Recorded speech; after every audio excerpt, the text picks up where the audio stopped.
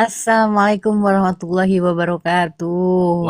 Selamat Waalaikumsalam. malam teman-teman, baik yang real maupun yang unreal. Iya nih, coba teman-teman nih, aduh saya kok takut nih jadi ada banyak begini nih ya. Ya langsung di ngobrol dulu.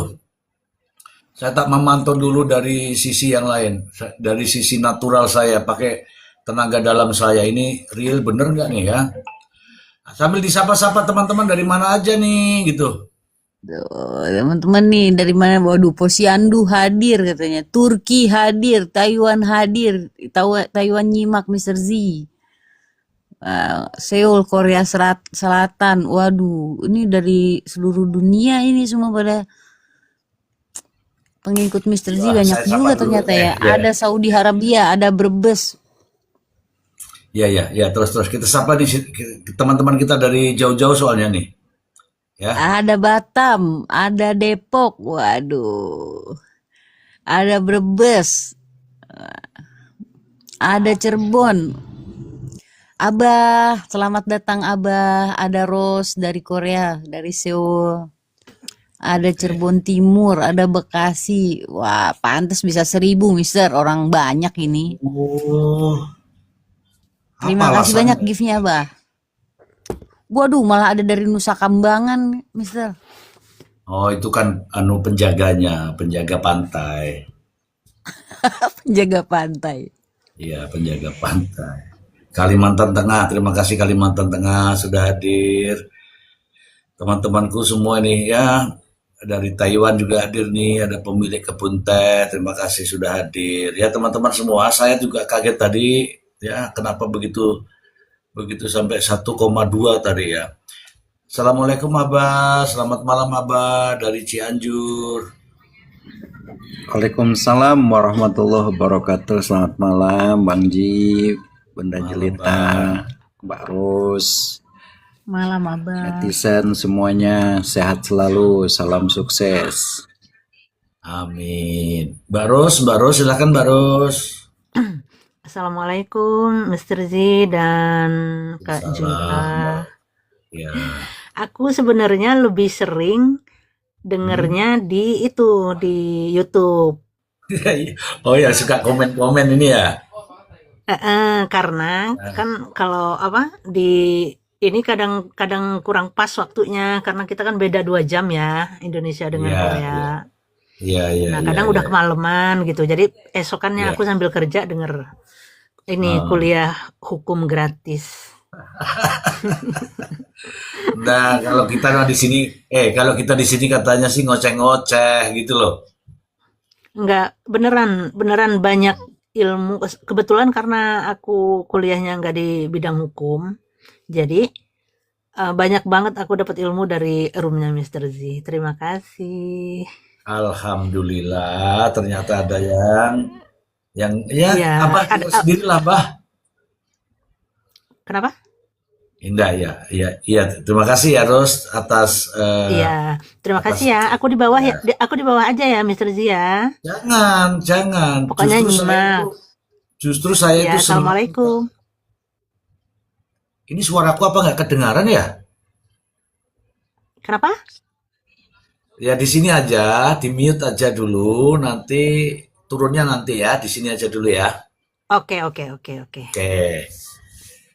Oke, tuh tuh Abah dari Korea Selatan tadi. Abah, masa dibilangin Abah apa itu gerombolan, Bah? Gak apa-apa, si Abah mau dibilang apa bebas. Hmm, Tapi faktanya kan enggak. Yang mau bicara mah bebas-bebas aja, monggo. ya. Ini apa temanya Palkir ini? Mundur. Ya, ini temanya kenapa tuntutan justice kolaboratornya diundur. Kenapa ini? Ini kita akan kupas ya nanti ya teman-teman ya. Ah, ah, Ya, kalau jalur kalau MJ Abah selamat kira-kira malam juga. kenapa, Bah? Ya, yang jelas belum siap, ada yang masih ditunggu karena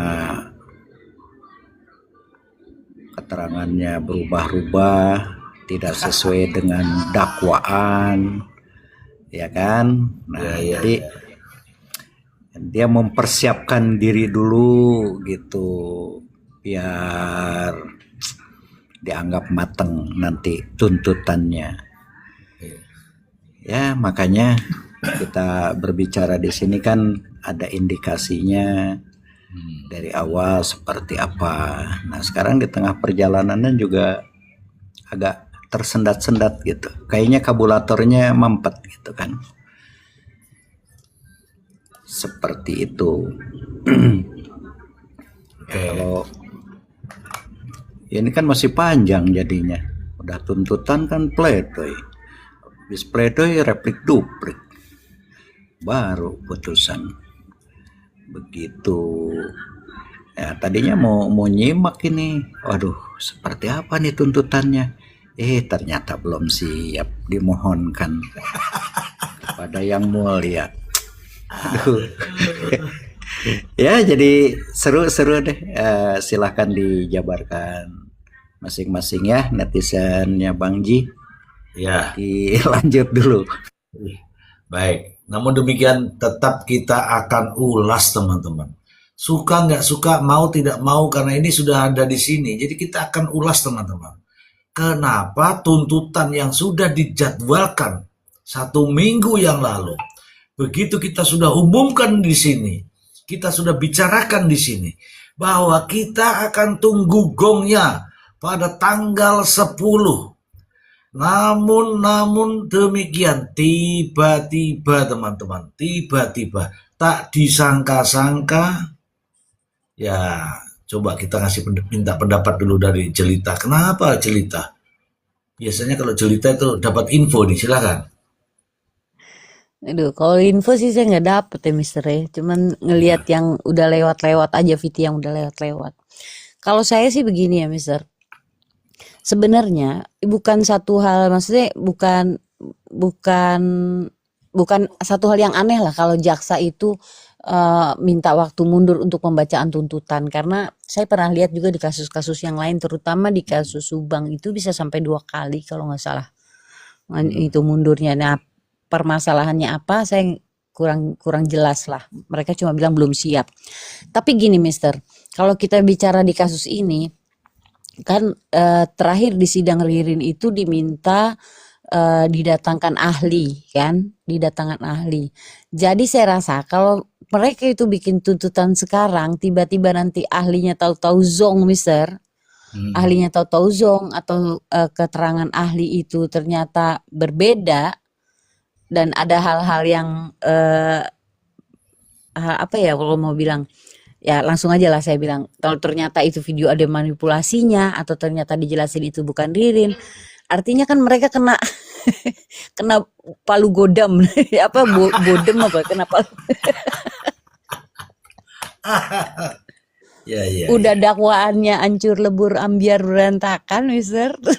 Kemudian dia baca tuntutan dan ternyata apa yang diomongin Priyo itu yang digadang-gadang terbukti ternyata tidak terbukti. Ini kalau misal gitu kan.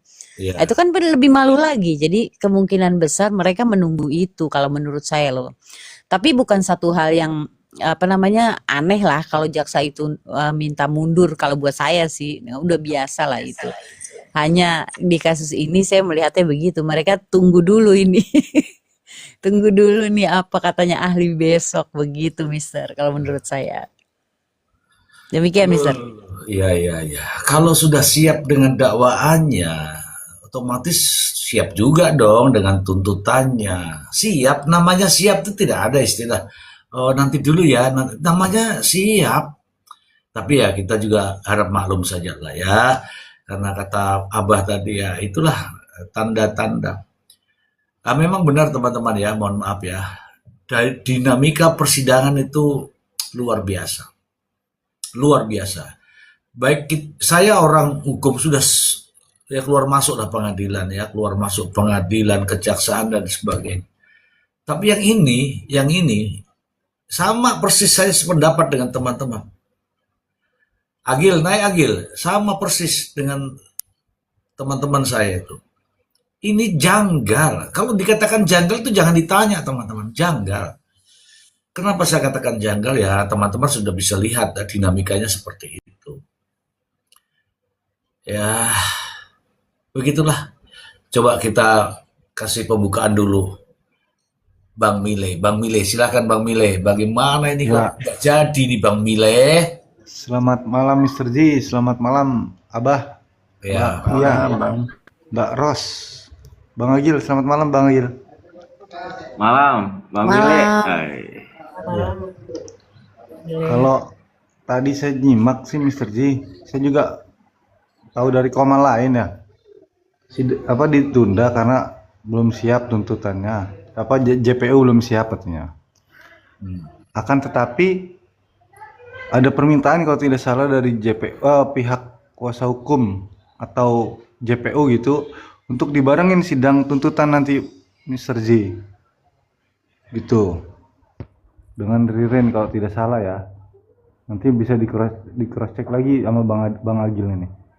Jadi kalau saya berpikir begini loh Mr. J, ini asumsi saya ya, asumsi nih, sekali lagi ini asumsi saya gini, seandainya dibarengin tuntutannya kan, nanti ketika vonis juga kan, seandainya nih kan banyak juga praktis hukum yang berpendapat bahwa Ririn ini bisa bebas gitu. Ada juga yang bilang tidak, tetapi untuk hukuman mati itu bisa lebih ringan gitu kan. Nah, seandainya Ririn di vonis bebas, Priyo dihukum gitu, seandainya nih, itu kan pasti akan timbul lagi tuh di masyarakat. Kok bisa Ririn bebas, Priyo dihukum, sedangkan mereka bersama itu akan menimbulkan seperti itu. Kalau saya sih melihatnya lebih ke arah situ Mr. J. Karena akan menimbulkan penilaian lagi nanti di masyarakat. Kok Ririn bebas, Priyo dihukum. Itu sih masih asumsi saya, tapi ya, gitu Mr. J. oh, kamu juga belum tahu ya. Coba ini Agil. Mas Agil, coba ceritakan Mas Agil. Bagaimana ya persidangan Assalamualaikum tadi? warahmatullahi wabarakatuh. Salam. Selamat malam, Mr. J. Selamat malam, Abah, Kak. Selamat Dan malam, Bang Bang. Mile. Ya betul yang dikatakan Bang Mile itu. Tinggal kita nunggu 1 minggu ke depan untuk tuntutan Rio. Hmm. Nah, besok ini kan sudah tetap dakwaan Ririn ya. Yang besar harapannya kita sama-sama menunggu adanya ahli forensik. Besar harapannya biar problematika kita selama ini bisa terjawab. Ya Mr. J. Ya. Karena Iya kan dong. selama ini ya, para netizen ya selalu mengatakan mana nih CCTV-nya, mana nih Budi pada saat masuk gitu kan. Hmm. Ya betul, di situ tertangkap kamera ada Ririn dan Priyo di ruko. Namun balik lagi ada perbedaan pendapat satu dengan yang lainnya. Priyo mengatakan bahwasanya mereka berdua sudah mengangkat jenazah. Namun fakta persidangan Ririn mengatakan bahwasanya itu adalah sembako. Tapi fakta yang tidak bisa dipungkirin itu adalah mereka berdua ada di ruko tersebut. Namun balik lagi nih, mana nih Pak Budi masuknya nih? Gitu toh? Betul begitu kan? Betul. Ini kita ngomong fakta persidangan. Ya fakta persidangan. Intinya saya percayalah Mr. J dan kawan-kawan semua yang ada di sini juga. Kita tuh satu barisan. Satu barisannya di mana? Di korban. Sepakat ya? Sepakat. Sangat sepakat itu. Sangat sepakat Bang Agil, sangat Sangat sepakat. sepakat. Tidak ada kubu sana kubu sini. Nggak 1 juta% ada. bahkan. Iya, saya sampai merinding loh ketika saya masuk ke dalam membayangkan seorang balita, bahkan ketika dibiarkan saja tidak bisa berkomentar apa-apa, tidak bisa menjelaskan apa-apa. Tapi betapa biadabnya. Gila. Saya punya anak gitu, ngerasa kebayang anak saya disakitin orang aja udah marahnya luar biasa, apalagi ini sampai dipalu lah bahasanya, sampai diceburin ke bak mandi lah gitu kan. Ini ada apa? Ini manusia, tapi Buddha bukan manusia lagi, menurut saya udah di atasnya iblis ya. Mungkin kalau iblis itu dikeluarkan dari neraka, dikeluarkan dari surga itu karena tidak patuh untuk tunduk kepada Adam. Tapi ini benar-benar gila, saya bilang. Kalau iblis Ya, tuh kita sama-sama mengawal. Bang Agil, kalau iblis tuh Ya. membunuh apa enggak? Tidak lah, Mr. G. Kalau iblis cuma menggoda, tapi ini kan Menggoda. Iya, kalau ini lebih. Tidak membunuh iblis itu.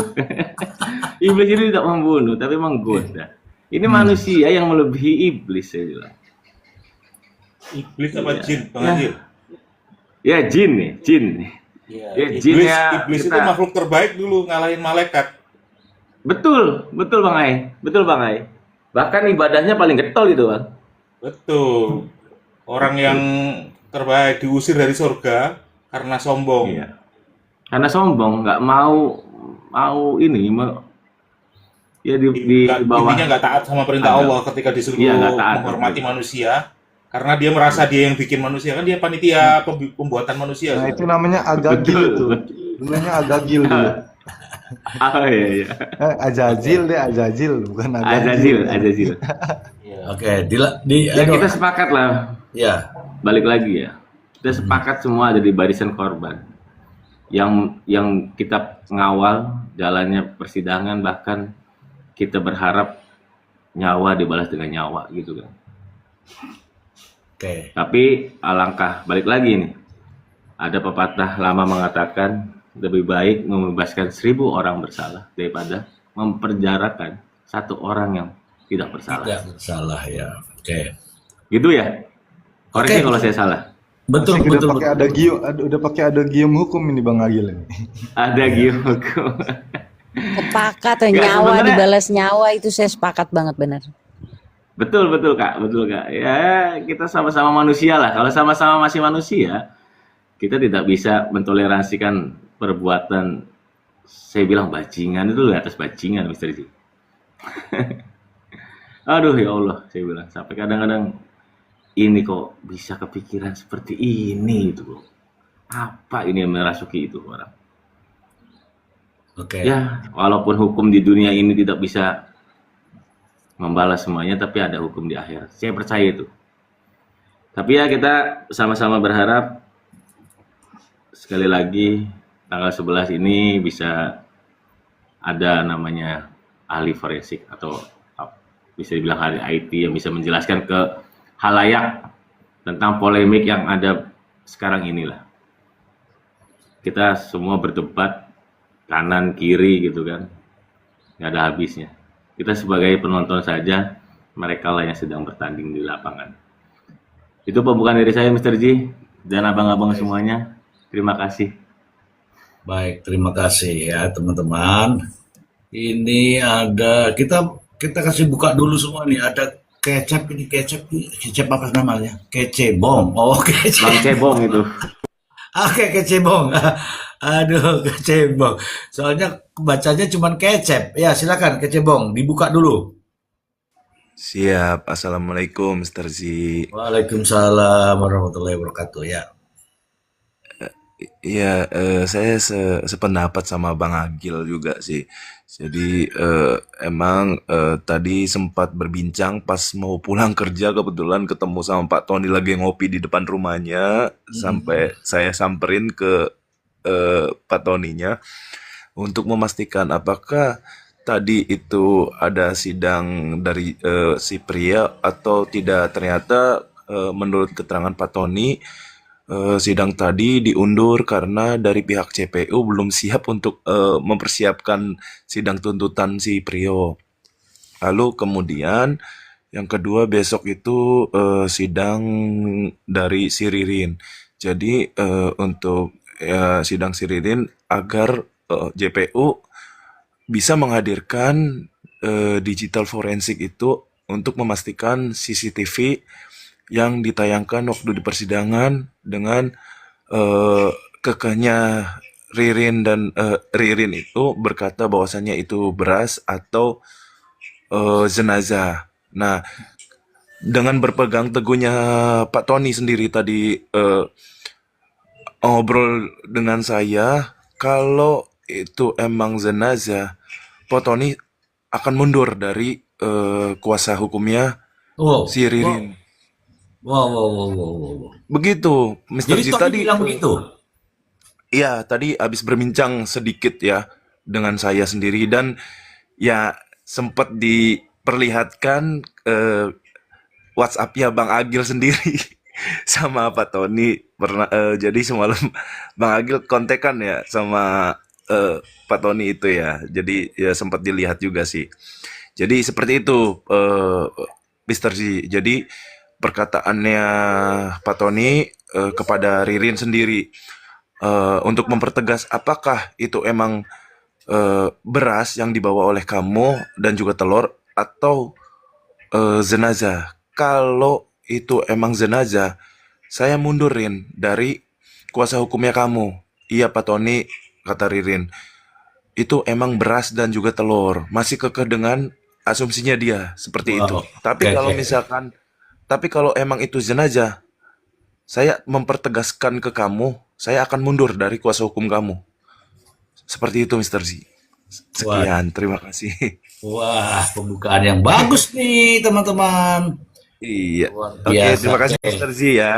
baik, baik, baik, baik.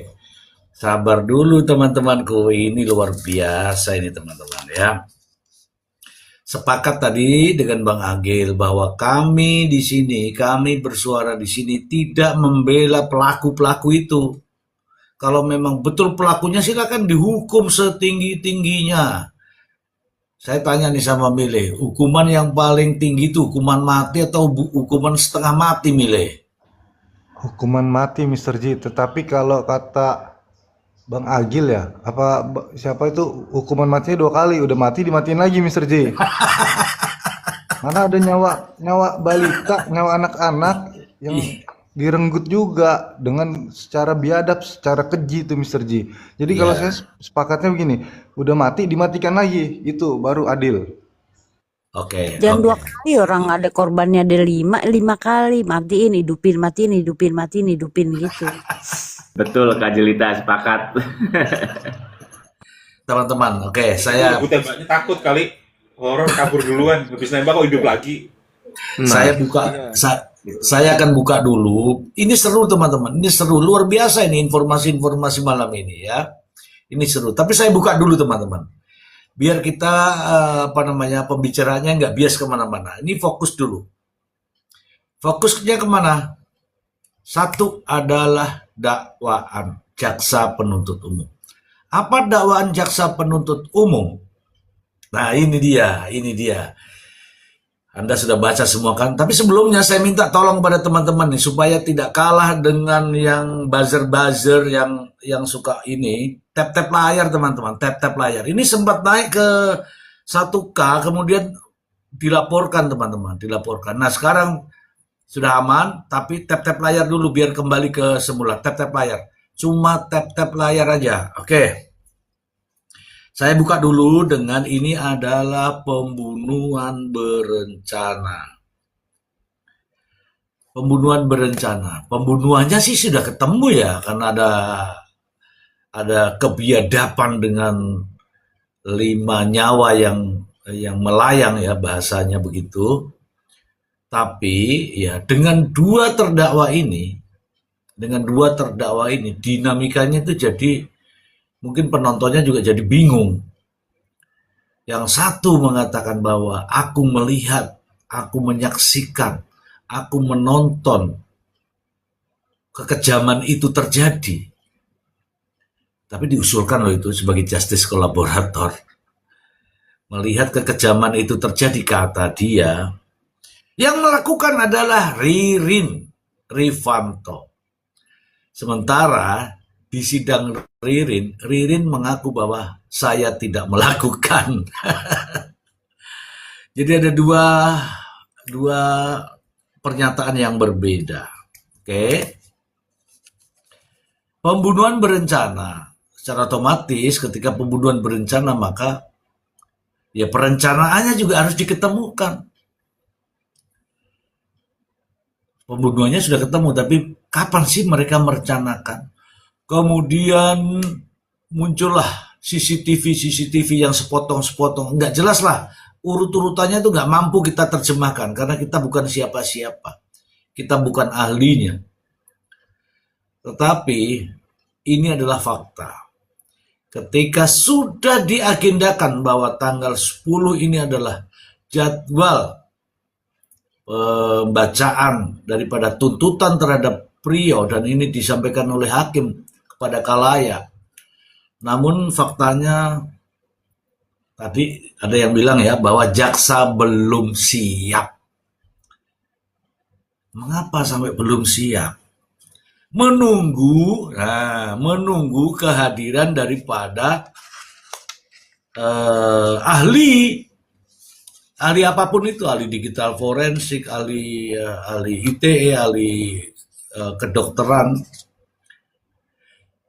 Nah, ini kan di akhir-akhir nih. Kalaulah ditunggu-tunggu itu, ini andai-andai ini. Kalaulah ditunggu-tunggu itu tidak datang juga, apa yang akan terjadi? Saya kasih Bang Ai, narasi dulu Bang Ai. Seandainya ahli digital itu datang pun juga berbeda atau bagaimana sih yang kemarin kita sudah ulas itu? Tiba-tiba besok tidak datang, bagaimana Bang Ai? Kalau ya, selamat malam semuanya. Malam Bang Kalau Ai. nggak Selamat datang, malam Bang Ai. Malam juga Bang Ai. kalau nggak datang ya, kalau ngelihat ini tafsiran saya terhadap kemarin yang dibacakan terkait KUHP ya, itu jadi di tangannya hakim. Jadi semua spotlight akan ada di tangan hakim rasanya. Iya. Jadi hakim akan jadi kayak juri penentu akhir. Itu kalau ini ya, apa namanya, pendapat pribadi saya. Berat sih, ini ada tekanan publik, baik kanan maupun kiri yang setuju dan tidak. Bebannya ada di hakim. Kalau sampai nggak ada ahli. Kira-kira begitu. Tapi sebenarnya tadi Mr. J ada, saya berharap sebenarnya sih mau datang nggak datang, Pak Tony tetap mengawal persidangan ini sebenarnya harapannya, karena semalam itu ada narasi yang sangat menarik dalam menganalisa visum, agak berbeda dengan cerita apa yang ada dari ini, dan itu cukup logis. Nanti aja kita simpan buat nanti aja. Gitu Mr. C. Oke, terima kasih Bang Ai. Ada Bang Leon, lama nggak jumpa nih. Halo Bang Leon, selamat malam. Halo Mr. Ji, selamat malam. Kemana aja nih 4 tahun setengah nggak ketemu? Menghilang Mr. Ji. Memantau aja, memantau. Iya, sekali-sekali. Ini masih di mobil? Masih, tapi kan ada yang nyetirin sama driver. Oke. Iya, ini saya, ya teman-teman sudah kangen nih sama dengan suaranya Bang Leon. Tapi kok ini 4 tahun setengah setelah kasusnya siapa itu ya? Yang teman kita dari Jawa Timur itu, kok terus tidak ada, kemana aja? Sibuk kali Bang Leon gitu ya? Memantau aja Mr. Ji. Oke, silakan disapa-sapa dulu teman-teman saya ini Bang Leon. Ada kawan-kawan kita. Silakan. Selamat malam teman-teman sekalian, abang-abang dan kakak-kakak sekalian. Salam kenal. Salam hormat Bang Leonardus. Malam Bang Leon. Malam Bang. Selamat malam Bang Leon. Oke. Saya biar buka dulu ya teman-teman ya. Beliau adalah seorang advokat yang saya senang sekali karena narasinya masuk di akal saya. Luar biasa beliau itu. Selalu memberikan edukasi terbaik ya tentang hukum di Indonesia ini. Dan apa yang disampaikan itu, karena pengabdiannya begitu lama sama profesor, jadi sudah menyerupai ini. Silakan sedikit untuk bernarasi terkait dengan kasus Indramayu ini, apa yang Bang Leon simak? Silakan.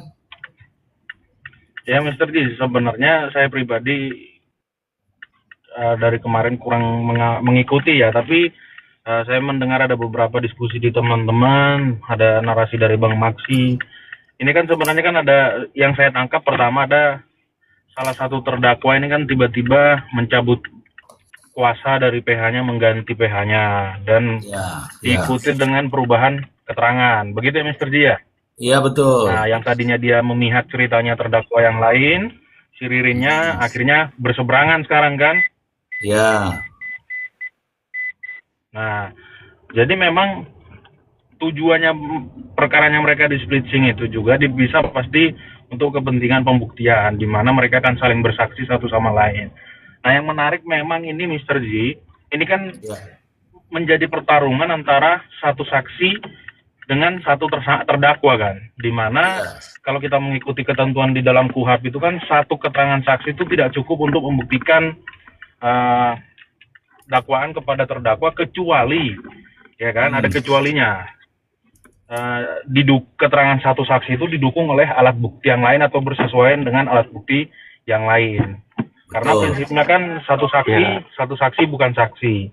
Nah, untuk menggugurkan ketentuan satu saksi bukan saksi ini tentu keterangannya si Prio ya ini kan harus didukung dengan alat bukti yang lain. Ya, Nah, apa alat bukti yang lain yang dapat digunakan untuk membuktikan dakwaan penuntut umum kepada terdakwa ini? Tentu satu alat bukti surat terkait dengan visum tentunya kan, untuk ya, untuk dapat menjelaskan atau mengetahui penyebab kematian dari si korban. Itu tentu visum. Nah, nanti dilihat, contoh nih si Prio menerangkan bahwa meninggalnya karena dipukul pakai palu. Nah, itu nanti harus dicocokkan dengan keterangan visumnya. Apakah betul meninggalnya itu karena dipukul menggunakan ini, alat Ya. ini, kan nanti itu bisa dijelaskan itu Mr. G, dipukul dengan benda tumpul dan segala macam. Itu kalau itu bersesuaian, tentu keterangannya si Prio ini menjadi cukup untuk membuktikan dakwaan penuntut umum kepada terdakwa. Nah, yang jadi cilaka itu ketika keterangannya si Prio ini nggak sejalan dengan alat bukti lainnya, gitu loh. Itu yang akan jadi cilaka. Kalau kondisi itu terjadi, maka nanti hakim akan seharusnya menerapkan asas in dubio pro reo. Apa itu asas in dubio pro reo? Ketika ada keraguan-raguan pada hakim atas perbuatan terbuktinya perbuatan si terdakwa, maka lebih baik hakim untuk membebaskan. Itu nanti akan jadi persoalan. Gitu. Tapi saya meyakini sih sebenarnya dengan kondisi yang terjadi sekarang ini, tiba-tiba ada kondisi si Prio ini mengubah keterangannya, ya ada kemungkinan hakim akan lebih mendengarkan keterangan dari si Prio ketimbang keterangan dari si Ririn. Tapi sih saya nggak yakin hakim akan memutus pidana mati. Saya nggak yakin. Kalau tidak ada bukti yang benar-benar clear. Apalagi yang saya dengar CCTV-nya kan nggak utuh ya Mr. G, sepotong-sepotong ya. Ya, makanya ditunggu itu ahlinya. Ya. Nah, kalau ahli ITE nanti datang, itu akan jadi problem. Pasti si rekan Tony itu akan menanyakan, kalau alat bukti elektronik tidak utuh, apa konsekuensinya? Jawabannya pasti alat bukti tersebut tidak dapat digunakan. Nah, betul.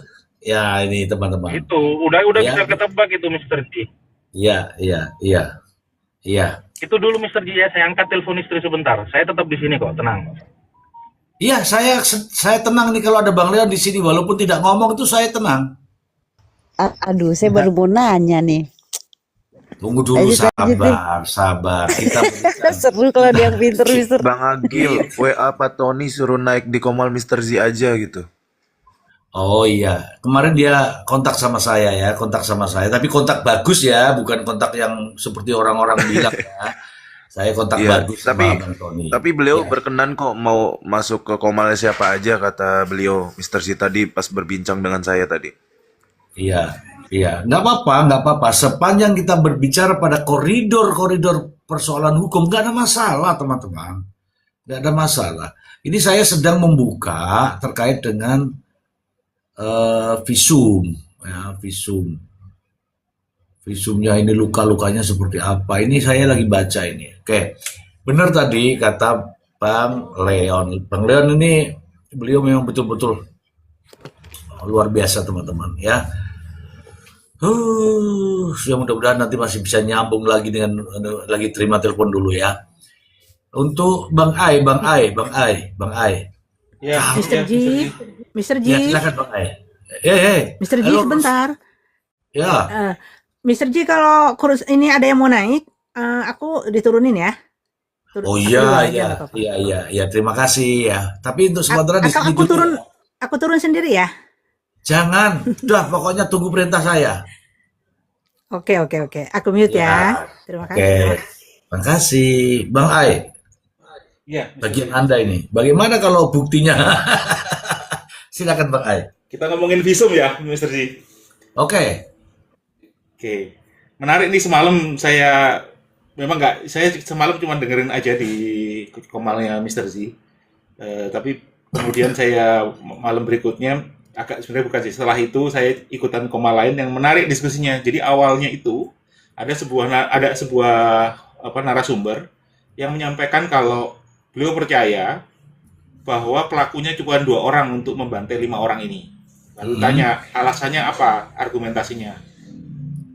Argumentasi beliau itu karena ini cuman isinya 1 orang dewasa yaitu Budi, kemudian 1 perempuan yang lemah yaitu Eis, kemudian 2 anak-anak, ya, kemudian 1 orang tua. Jadi rasanya kalau mau membunuh 5 orang itu gampang gitu. Jadi kan kalau Pak Saroni itu yang paling sepuh, yang usianya itu 70, paling gampang tuh sekali pukul mati, kira-kira gitu ya. Narasi yang argumentasi yang beliau sampaikan. Kemudian akhirnya semua tergelitik untuk mulai melihat dakwaan kan. Di dakwaan kan ada resume visum. Nah, kemudian akhirnya dibaca pelan-pelan. Ternyata kalau diurut luka paling parah dari atas ke bawah nih, paling parah pertama itu malah bukan Budi.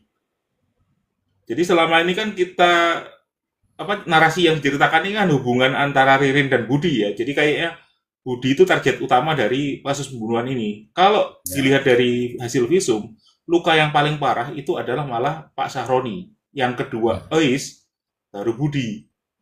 Oke. Nah, ketika ngelihat lukanya Pak Sahroni itu menarik karena di antara korban yang lain, yang khususnya yang dipukul ya, itu yang lain di kepala, Pak Sahroni itu ada yang di dada dan patah kaki. Oke. Yang di dada ini ada patahan juga di iganya. Nah, ini akhirnya dugaannya adalah bahwa Pak Sahroni itu bukan sekedar dibunuh, tetapi ada peristiwa interogasi. Nah, akhirnya bernarasi di malam itu masuk akal kalau diinterogasi dan kemudian dia disuruh jawab sambil melihat keluarganya yang lain dibunuh. Itu kenapa Pak Sahroni akhirnya dimakamkan paling atas. Karena dia harus melihat anggota keluarganya dibunuhin di depan dia. Kira-kira gitu Mr. Ji narasinya. Oke Bang Ai. Ini sebagai informasi untuk teman-teman ya. Oke, sabar dulu. Saya akan membacakan visum yang ada di sini supaya kita semua bisa oh benar ternyata gitu ya. Atau oh salah ternyata. Saya akan bacakan. Dari atas ya. Pada pemeriksaan jenazah berjenis kelamin laki-laki, tampak jenazah sudah membusuk. Ya, saya bacakan lagi. Pada pemeriksaan jenazah berjenis kelamin laki-laki ini, tampak jenazah sudah membusuk. Jadi sudah berapa hari itu kalau ditemukan itu? Sudah membusuk.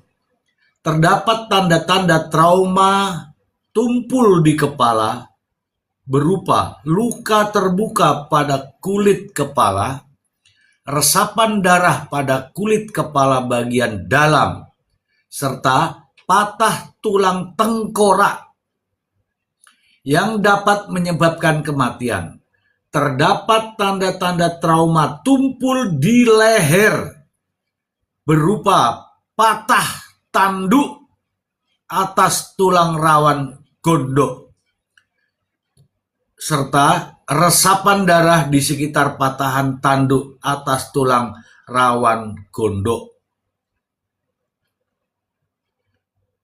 Ini kaitannya dengan budi. Oke. Berdasarkan visum et repertum nomor sekian tanggal 2 September 2025 yang dibuat dan ditandatangani atas kekuatan sumpah jabatan oleh Dr. Andri Nur Rohman, SPF, selaku dokter spesialis forensik pada Rumah Sakit Bayangkara tingkat 3 Indramayu, yang telah melakukan pemeriksaan terhadap jenayah Sahroni, ya ini ya, SE, dengan kesimpulan. Ayo kita dengarkan tadi apa yang kata Bang Ai tadi ya. Pada pemeriksaan, jenayah berjenis kelamin laki-laki ini tampak jenayah sudah membusuk.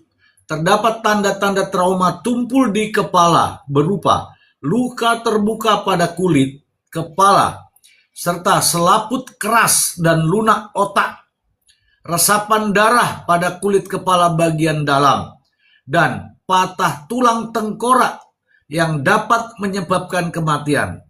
Terdapat tanda-tanda trauma tumpul berupa patah tulang dada, tulang iga kanan, tulang rawan gondok, tanduk atas tulang rawan gondok, dan tulang rawan cincin, serta resapan darah di sekitar patahan tulang iga. Lo bisa sampai iga lo piye iki. Ini khusus dari Haji Saroni. Lanjut lagi nih, bahwa berdasarkan visum et repertum nomor sekian yang dibuat dan ditandatangani atas kekuatan sumpah jabatan Dr. Andri Nur Rohman, SPF, selaku dokter spesialis forensik pada Rumah Sakit Bayangkara tingkat 3 Indramayu, yang telah melakukan pemeriksaan terhadap jenazah perempuan ini, Uwis Juwita Sari, dengan kesimpulan pada pemeriksaan jenazah berjenis kelamin perempuan ini tampak jenayah sudah membusuk.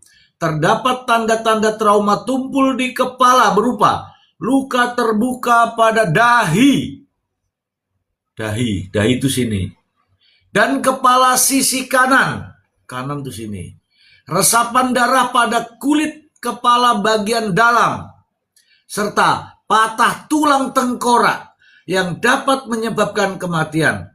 Terdapat tanda-tanda trauma tumpul berupa luka terbuka pada bagian dagu. Wah, gila ini sadis.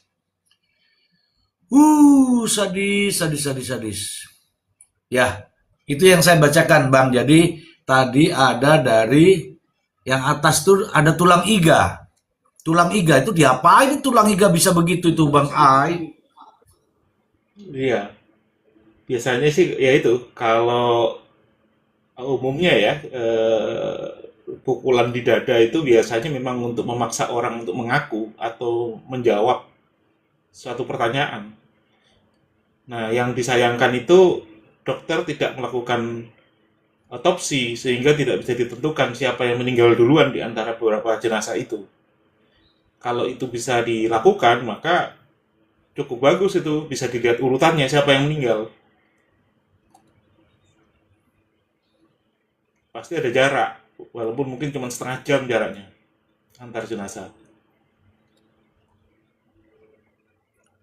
Itu kesayangan dari apa? Jadi semua lini forensik, baik itu forensik kedokteran, forensik digital, tidak dilakukan dengan baik di pengadilan peradilan yang Pauman ini nih. Sayang sekali sebenarnya.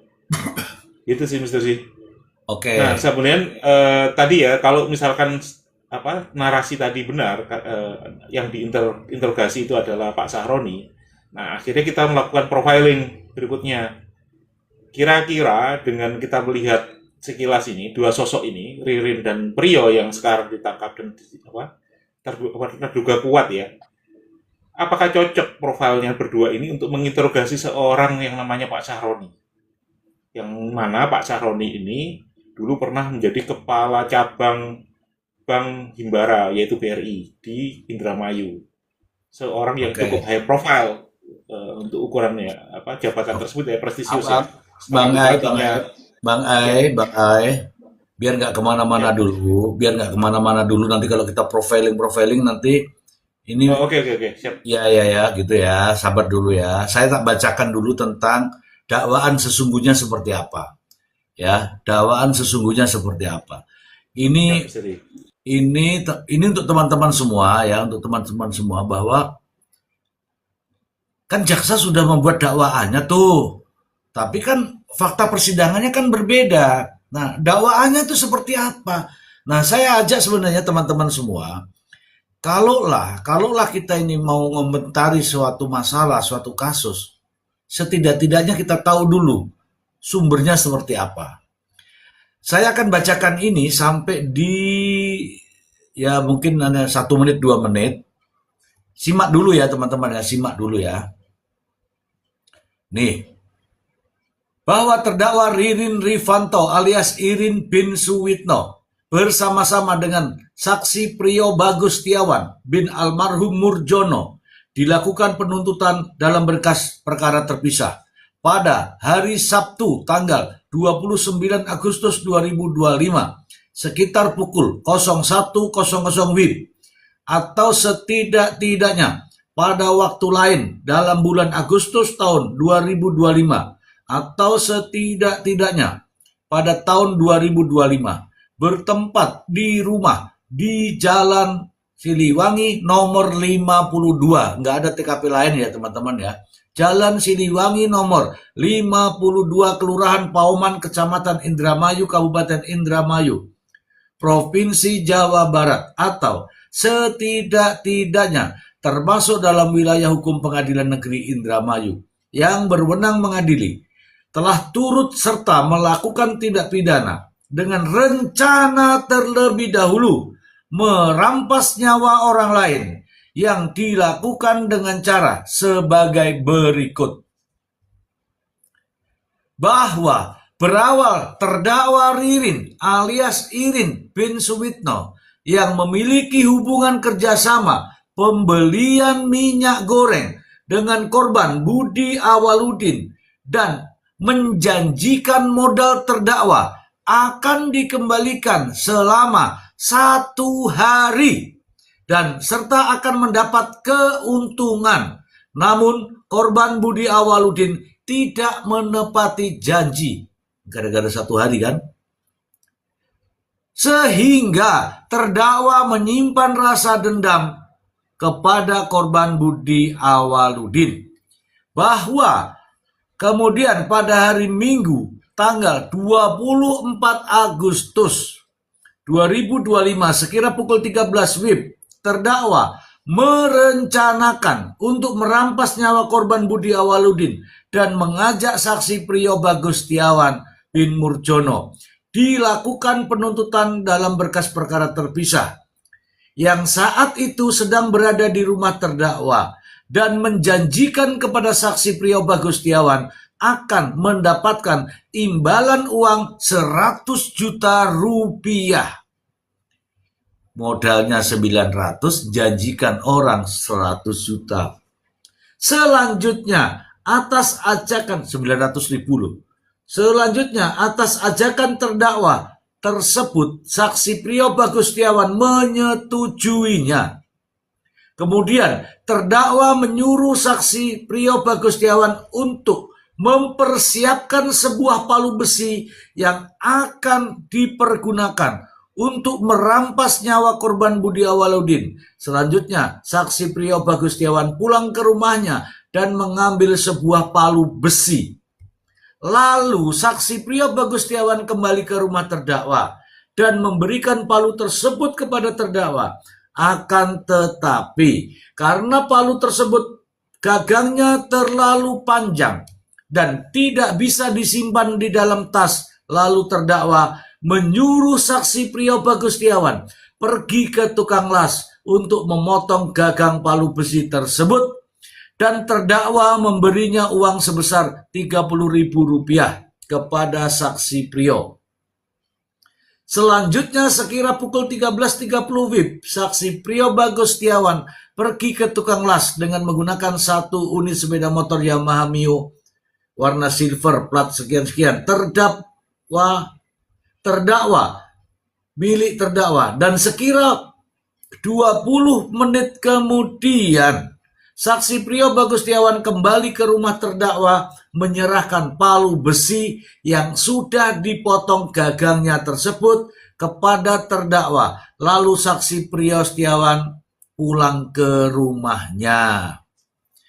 Bahwa pukul 19.00 WIB, saksi Priyo Bagus Setiawan datang kembali ke rumah terdakwa. Lalu terdakwa menyuruh saksi Priyo Bagus Setiawan untuk mengambil sebuah tas ransel. Nah, berarti tas ranselnya Priyo lagi nih.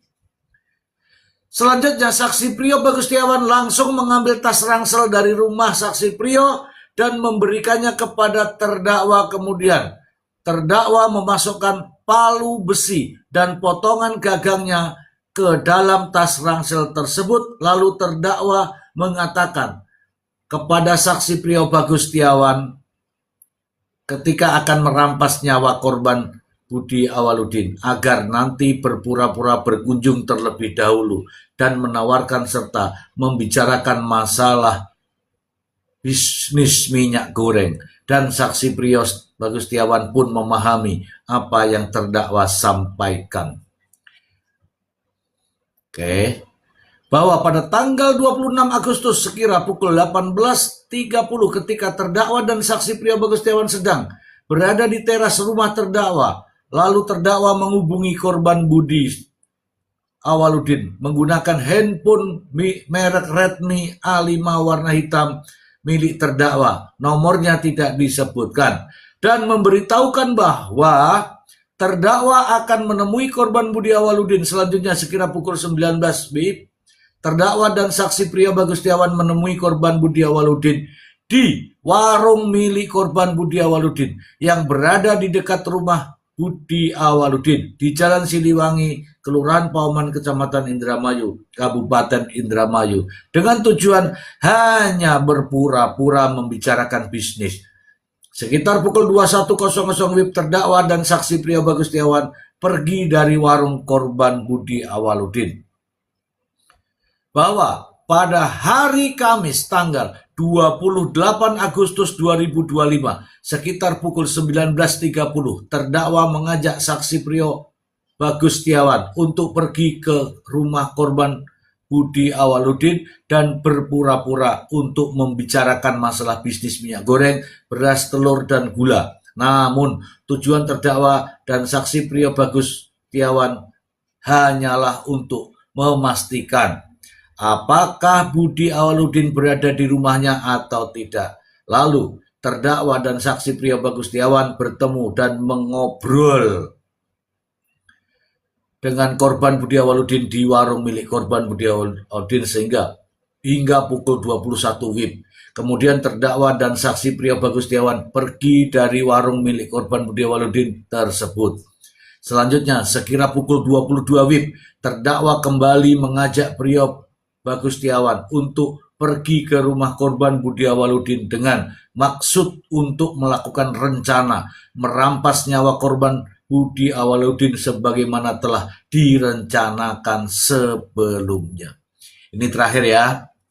Bahwa kemudian pada hari Jumat tanggal 29 Agustus 2025 sekira pukul 00.30 terdakwa dan saksi Priyo Bagus Setiawan sampai ke rumah Budi Awaludin, dan sesampainya di rumah Budi Awaludin, korban Budi Awaludin lalu terdakwa menghubungi korban menggunakan handphone milik terdakwa untuk memberitahukan kepada korban Budi Awaludin terdakwa sudah berada di depan rumah korban Budi Awaludin. Selanjutnya saksi Priyo Bagus Setiawan memasukkan sepeda motor milik terdakwa dan memarkirkan di area garasi rumah korban Budi Awaludin, sedangkan terdakwa dan korban Budi Awaludin mendahului masuk ke ruang tamu. Setelah itu saksi Priyo Bagustiawan ikut masuk ke ruang tamu sambil membawa tas ransel yang berisi palu besi, di mana saat itu terdakwa berpura-pura membicarakan bisnis minyak goreng, beras, telur, dan gula dengan partai besar. Oke. Dari sini teman-teman sudah kelihatan, ini kan hari kejadian tuh. Kalau benar dia ini dakwaan jaksa benar, maka harusnya semua informasi ini terekam di CCTV. Betul tidak Bang Ai? Betul. Nah, silakan Konfirm lanjutkan. juga dengan hasil celebrate. Betul. Harusnya semuanya.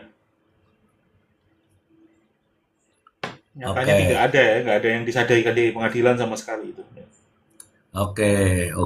Nah, teman-temanku, jadi setidak-tidaknya kehadiran Tony di sini memberikan pemahaman kepada kita semua.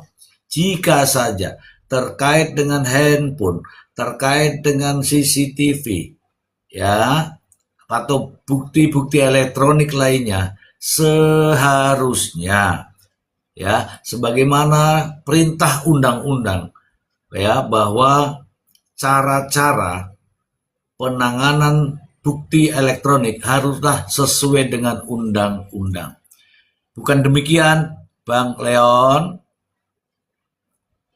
Ya, jadi memang teman-teman sekalian, mengenai alat bukti elektronik itu merupakan kan dia scientific evidence kan, alat bukti yang didasarkan kepada untuk mendapatkannya itu secara saintifik, dan dia mempunyai nilai kebenaran yang kalau dibandingkan alat bukti yang lain menurut saya ya, contoh dibandingkan keterangan saksi maupun alat bukti surat, alat bukti elektronik itu lebih mendekati kebenaran material ya, karena dia satu, mengharuskan alat bukti tersebut harus utuh, tidak boleh sepotong-sepotong, harus bisa dipertanggungjawabkan dan diuji kebenarannya. Artinya apa? Kebenaran yang ditampilkan dalam bukti elektronik itu adalah kebenaran yang betul-betul bisa kita anggap kalau nggak 100%, 99,99% lah. Nah, yang jadi persoalan di sini seperti yang saya sampaikan, ketika alat bukti, katakanlah contoh CCTV-nya ternyata sepotong-sepotong.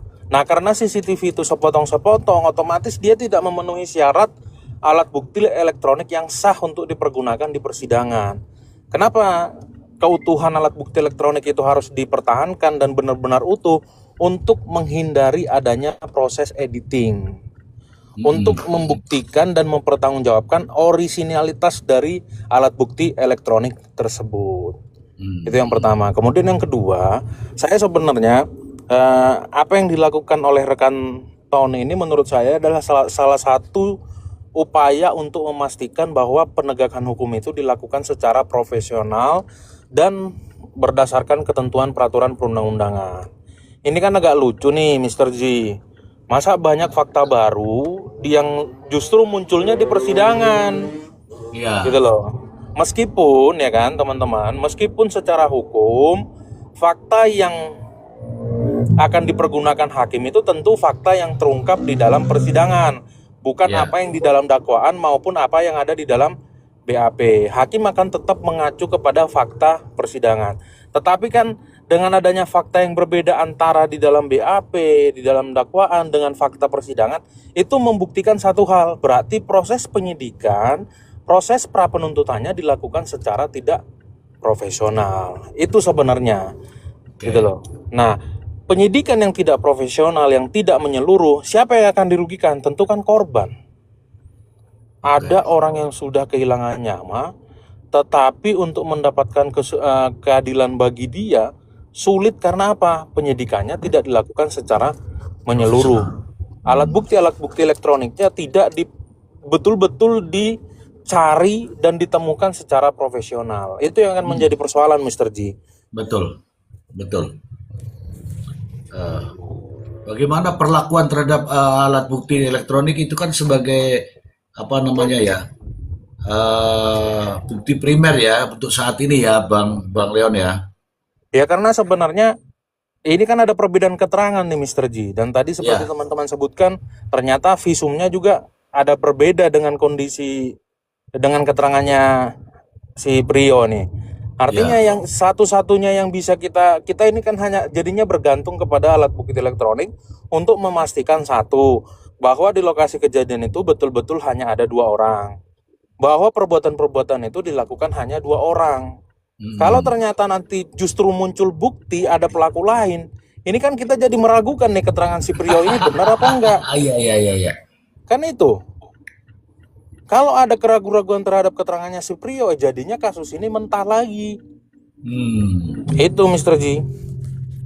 Ya, coba aku tadi tertarik dengan keraguan-keraguan hakim dalam mengambil keputusan, terus kemudian diambil yang menguntungkan bagi terdakwa. Itu coba dijelaskan secara lebih rinci lagi, silakan. Kan begini Mr. Ji, di dalam adagium hukum itu kan ada tuh, lebih baik membebaskan 1000 orang bersalah daripada menghukum 1 orang tidak bersalah. Itulah sebenarnya basicnya asas indubio pro reo tadi. Jika ada keraguan-keraguan Ya, maka hakim harus membebaskan terdakwa. mm, Kenapa itu diatur? Karena itu tadi Mr. Ji, pidana itu kan nestapa. Pidana mm, itu memberikan memberikan penderitaan kepada orang yang terkena pidana. Maka mm. dalam pengenaan pidana itu, dalam pemberian nestapa kepada terdakwa atau terpidana itu harus betul-betul didasarkan pada alat bukti yang terang, seterang bahkan lebih terang dari cahaya. Nah, ketika alat buktinya tidak terang, orang nggak bisa dipidana dong. Apalagi kalau sampai dituntut pidana mati. Kita nggak boleh memidana mati seseorang didasarkan pada alat bukti yang abu-abu. Begitu Mr. Ji maksudnya. Mm-mm. Oke, keren nih, keren nih. Saya justru, ini katanya nih Bang Leon nih, saya mendapatkan informasi bahwa sebenarnya bukti-bukti CCTV semuanya itu, alat bukti itu semuanya sudah diambil sama penyidik. Namun kenapa justru harus ada permintaan dari hakim terkait dengan uji digital forensik? Padahal seyogyanya itu sudah dilakukan tanpa diminta oleh hakim, Bang Leon. Nah, ini yang jadi persoalan Mr. Ji. Kesalahannya ada di siapa? Tentu ada di penyidik dan jaksa penelitinya Mr. Ji. Oke. Karena kan yang sejak awal mengikuti perkara itu tentu jaksa penelitinya. Dia yang tahu alat bukti apa saja yang dimiliki oleh penyidik. Dan tentu dia juga, jaksa peneliti juga bisa meminta kepada penyidik untuk memaksimalkan alat bukti yang ada. Cuman ya itu tadi Mr. Ji, lagi-lagi kita harus, mata kita harus terbuka lah bahwa banyak ada beberapa perkara-perkara di negara kita ini yang alat buktinya sebenarnya belum cukup tetapi dipaksakan cukup semata-mata supaya penahanannya tidak habis, supaya perkaranya segera disidangkan dengan bukti yang seadanya. Ya, sembrono ya. Betul. Berarti Anda sepakat dengan ahli pidana Prof. Yongki Fernando yang mengatakan bahwa penyidikan ini kurang profesional. Ya, saya tentu sepakat dengan Mr. Ji dengan tadi dengan alasan yang saya sampaikan tadi. Kok bisa alat bukti elektroniknya tidak dilakukan upaya untuk kan kalau alat bukti elektronik itu harus ada caranya untuk mengambil itu. Ya. Ahli digital forensik dia harus melakukan tindakan ya sesuai dengan keilmuan forensiknya lah untuk mendapatkan keterangan dari alat bukti elektronik itu. Dan nanti ahli digital forensik lah yang akan menjelaskan apa yang dia temukan dalam alat bukti elektronik itu. Gitu loh. Oke. Nah, kemarin dalam sidang saksi perbalisan terkait dengan CCTV itu dijelaskan oleh penyidik bahwa yang terekam di situ saya nyatakan bahwa itu jenazah. Padahal dia bukan seorang ahli, tapi kok dia menyatakan bahwa itu adalah jenazah. Nah, menurut Bang Leon, silakan. Pertama, Mr. Ji, saya tidak pernah menganggap saksi verbalisan itu sebagai alat bukti. Kenapa saya berpendapat seperti itu? Karena penyidik itu sudah pasti membela apa yang dia tuliskan di dalam berkas perkaranya. Dia harus mempertanggungjawabkan itu. Kalau dia memberikan keterangan yang berbeda dengan berkas perkaranya, berarti dia mengakui dong tidak profesional. dia melanggar kode etik, nah itu sesuatu yang tidak mungkin. Makanya Ya, saya ya. bilang, saksi itu kan dia harus memberikan keterangan sesuai dengan apa yang dia lihat, alami, dan dengar sendiri. Nah, saksi perbalisan itu nggak mungkin bisa berdasarkan itu. Karena apa? Dia punya kepentingan, Mr. G. Mm-mm. Nah, pertanyaan selanjutnya yang tadi Mr. G bilang, apakah dia bisa menyimpulkan apa yang dia lihat di dalam CCTV? Ya nggak bisa dong. Karena kan hanya harus ahli digital forensik yang bisa menjelaskan itu secara detail. Dia memeriksa secara utuh, gitu loh. Ya. Oke. Ini meyakinkan saya ini teman-teman ya. Ini meyakinkan saya bahwa apa yang kami ucapkan, apa yang saya sampaikan, apa yang teman-teman tanyakan kemarin sudah terjawab semua. Mungkin teman-teman, ya sebelum saya jauh melangkah ke pertanyaan berikutnya, teman-teman silahkan bertanya apa saja kepada Bang Leon. Abah, silakan Abah. Iya, Bang Ji. Nah, mungkin sejak awal ini kan di sidang pertama ini ada penyebutan beberapa nama selain 2 terdakwa ini kan. Ya, berkembang dari sana sehingga kesininya agak rancu kan. Keterangan dari terdakwa juga berubah-ubah. Nah, kemudian cara penyitaannya, alat bukti, barang bukti. Jadi sehingga banyak multitafsir. Nah, mungkin pertanyaannya diserahkan kepada yang lain dulu deh. Saya boleh bertanya, Mr. J? Ya boleh, silakan.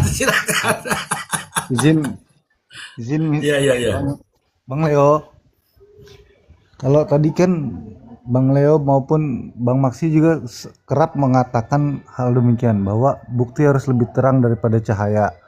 Terus tadi Bang Leon juga mengatakan ada gium hukum, gitu kan. Terkait CCTV tadi Bang Leon mengatakan bahwa itu akan timbul pertanyaan dari Pak Tony, bahwa apabila CCTV ini bisa nggak dijadikan alat bukti, gitu kan. Nah, pertanyaan saya begini Bang Leon, kan tinggal ada 2 alat bukti lagi yang akan dilakukan, yaitu tes DNA ya Mr. Z ya. Ya. Tes DNA dan uji digital forensik terkait CCTV. Nah, seandainya CCTV tersebut tidak bisa dijadikan alat bukti, hanya ada tes DNA nih, tinggal tes DNA. Nah, seandainya tes DNA itu keluar hasil bahwa benar itu, ini seandainya ya, benar itu darah almarhum Budi, tetapi kan di dalam CCTV tidak ada direct evidence gitu loh. Baik 21 saksi yang dihadirkan, tidak ada saksi yang melihat langsung gitu, dan juga direct evidence bahwa Ririn dan Prio melakukan pembunuhan gitu. Bagaimana penilaian atau pengamatan hakim Bang Leon? Izin, terima kasih. Oke, saya langsung jawab ya Mr. G. Oh langsung Bang Leon. Teman-teman sekalian, pertama saya mesti tegaskan dulu. Jadi sebenarnya indirect evidence atau bukti tidak langsung itu tidak dikenal dalam perkara pidana.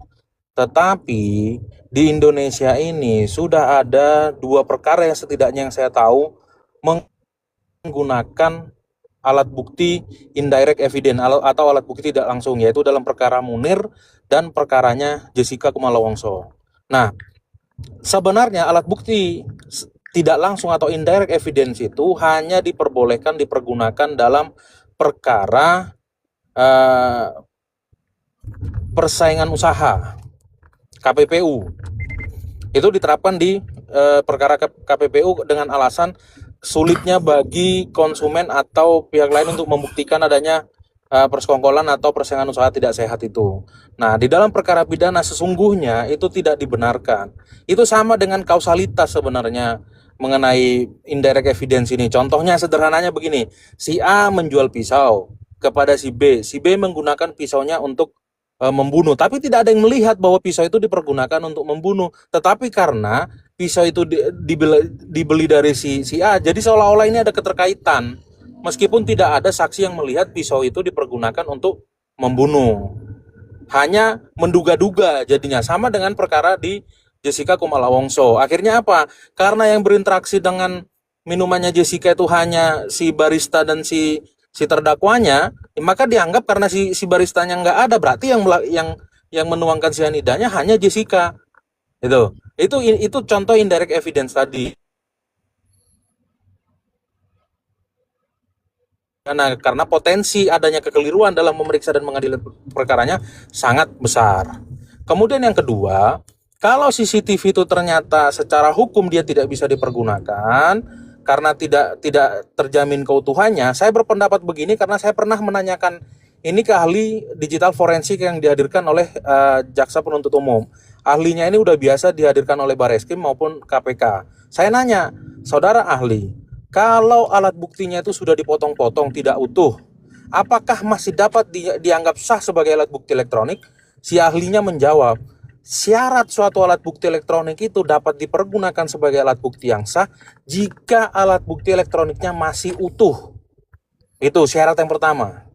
Nah, ketika alat buktinya tidak utuh, alat bukti elektroniknya tidak utuh, maka itu sudah tidak memenuhi syarat sebagai alat bukti elektronik yang sah.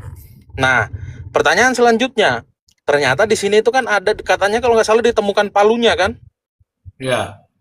Nah, ada palunya kan. Nah, itu nanti kan bisa dicek. Ada nggak DNA-nya si terdakwa Priyo di situ? Karena kan yang memegang palu itu kan si Priyo tuh. Nah, nanti dicek DNA-nya itu ada nggak? Bisa dilihat nggak DNA-nya itu? Kalau nanti di situ ternyata ditemukan bersesuaian nih dengan keterangannya si Priyo bahwa dia menggunakan palu itu untuk memukul dan segala macamnya itu, ditemukan nih sama bersesuaian. Ya menurut saya udah cukup untuk membuktikan bahwa memang Priyo itu sebagai pembunuhnya, sebagai pelakunya. Tetapi pertanyaannya sekarang, membuktikan keterlibatannya si Ririn bagaimana? Itu yang jadi tantangan selanjutnya itu, Mr. G. Yep.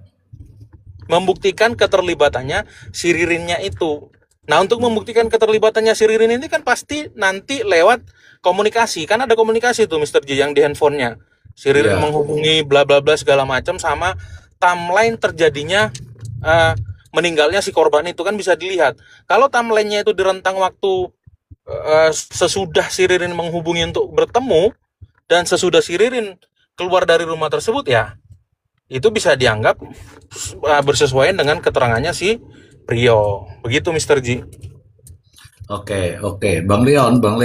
Itu Bang Bile sudah dijawab ya, Bang Bile? Ya.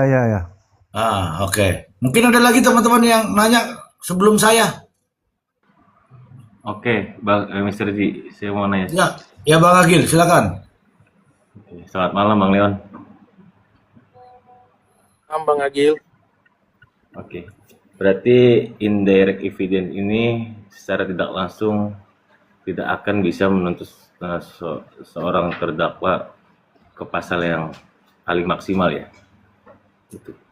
Dan indirect evidence itu bisa diartikan lain sebagai chain of evidence atau rantai jejak gitu kan, walaupun tidak secara langsung gitu kan, tapi bisa mengarah. Namun balik lagi gitu kan, kasus ini emang tidak ada direct evidence, berarti besar kemungkinannya dapat hukuman yang minimal gitu ya, Bang Leon, arahannya. Kalau kita lihat dua perkara yang saya sebutkan tadi, kasus Munir sama Jessica Kumala Wongso, kan nggak ada itu yang maksimal sampai pidana mati, Bang. Padahal kan dua-duanya sama-sama didakwa pembunuhan berencana yang ancaman pidananya pidana mati ya. Karena itu tadi, pidana mati itu tidak boleh dijatuhkan kalau masih ada keraguan-raguan. Dan pidana mati itu apalagi dalam KUHP yang baru ini kan ditempatkan sebagai pidana khusus. Artinya penggunaannya harus betul-betul sudah sebagai upaya yang paling terakhir, karena dianggap sanksi pidana yang lain itu sudah nggak bisa untuk memperbaiki si terdakwanya, begitu. Bahkan di muka persidangan juga hakim mengejar gitu kan pembuktian alat bukti elektronik yaitu CCTV, makanya menunggu ahli digital forensik. Gitu kan. Bahwasanya alat bukti itu rentan akan keasliannya, bukan begitu ya? Betul Bang, karena ya itu tadi, kalau alat bukti elektronik itu kan yang pertama harus diuji dulu itu utuh atau enggak.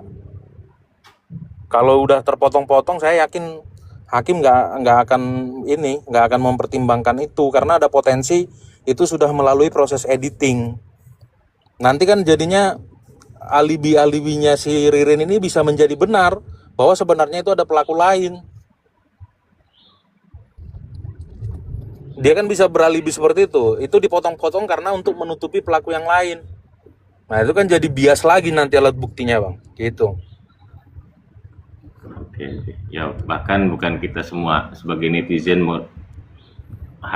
berharap bukti CCTV ini dibuka seterang-terangnya, bahkan hakim pun mengejar gitu ya, Mr. Ji.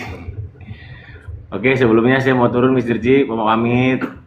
Bang Leon, Bang Mile, Bang Cebong, Abah, Kak Ros, Kak Jelita, Bang Ai. Terima kasih. Banyak ilmu di room ini, terima kasih. Sehat selalu, sukses selalu. Selamat malam. Assalamualaikum warahmatullahi wabarakatuh. Selamat malam Bang. Waalaikumsalam warahmatullahi wabarakatuh. Malam Bang Agil. Oke. Mr. Z, saya ingin nanya sebetulnya. Bang Ai, siapa? Iya. Bang Ai ya? Iya Mr. Z. Oke ya, silakan Bang Ai. Ya, ini mungkin pertanyaannya agak bodoh ya.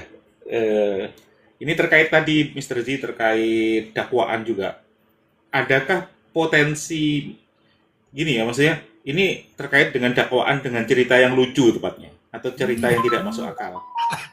Itu apakah pengacara bisa membatalkan dakwaan atau gimana lah ya? Artinya saya nggak tahu kalau di hukum.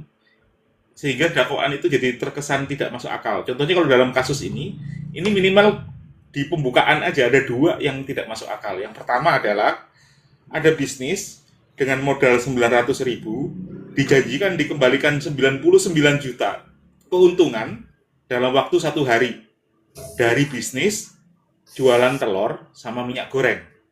Ya, kalau bisnisnya itu judol, mungkin masuk akal 900.000 jadi 100 juta gitu. Atau kalau bisnisnya pesugihan gitu kan, ya itu masuk akal gitu. Ini kan tapi bisnis telur dan minyak goreng. Karena saya belum pernah nemu tuh orang warung jualan minyak goreng sama telur tiba-tiba kaya banget gitu kan, apalagi dalam 1 hari dengan keuntungan segitu. Keuntungan berapa itu berarti 10.000% ya, nggak masuk akal kan. Itu yang pertama. Yang kedua tidak masuk akal adalah ketika menagih hutang 100 juta tadi, dia membayari orang lain, tenaga orang lain juga 100 juta. Katakanlah Prio itu jadi mercenary, jadi pemburu bayaran. Dia dibayar 100 juta untuk menagih utang 100 juta. Lah untungnya yang punya duit dari mana? Ditambah lagi yang punya duit ikutan kerja. Lah ngapain kalau nggak untung kemudian dia ikut kerja? Kalau dari sisi bisnis kan nggak masuk akal gitu. Nah, hal-hal seperti ini kan contoh narasi jaksa dakwaan jaksa yang tidak masuk akal ini, apakah pernah ada kejadian sehingga persidangan itu jadi absurd dan dibatalkan gitu? Gimana tuh? Langsung Bang Leon, bagaimana bisa dibatalkan itu dakwaan? Silakan. Jadi sebenarnya untuk membatalkan dakwaan itu kan adanya di eksepsi kan sebenarnya Mr. Ji. Sekarang namanya perlawanan. Nah, tapi kalau udah melewati mekanisme eksepsi dan perlawanan itu, ya nanti akan kembali lagi Bang. Hakim akan berpegangan pada ketentuan dalam KUHP bahwa keterangan saksi adalah apa yang saksi nyatakan di depan persidangan dan di bawah sumpah.